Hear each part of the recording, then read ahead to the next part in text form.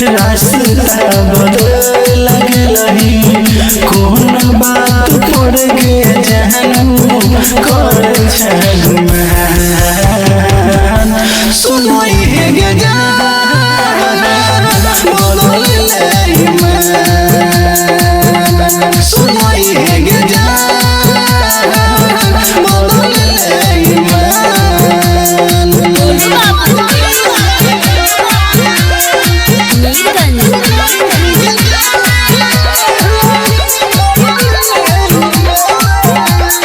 भोली सूरत पो जन गए आपन कोई को हमरा सके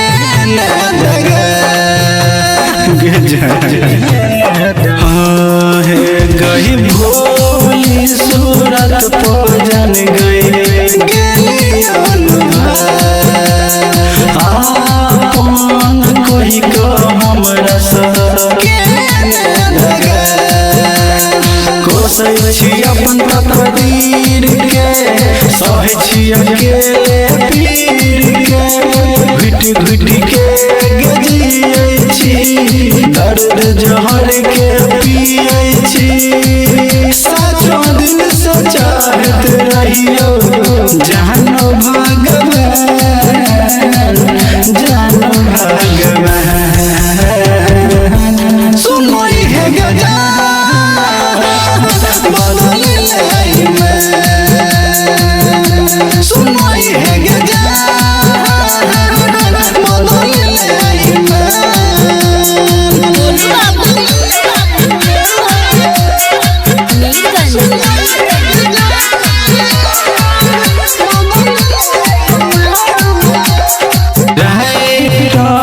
कृष्णा पवन कन्हैया के गे छोड़ के गलही जान तू जोहिया से गे हाँ गे राइटर कृष्णा पवन कन्हैया के गे छोड़ के गलही जान जोहिया से गे प्रेम विक्रम से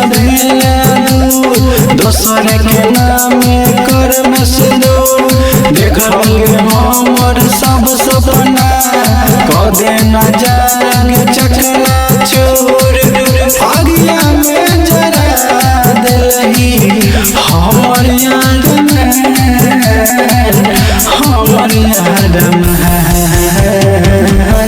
सुनई है गजान बदल ले ईमान सुनई है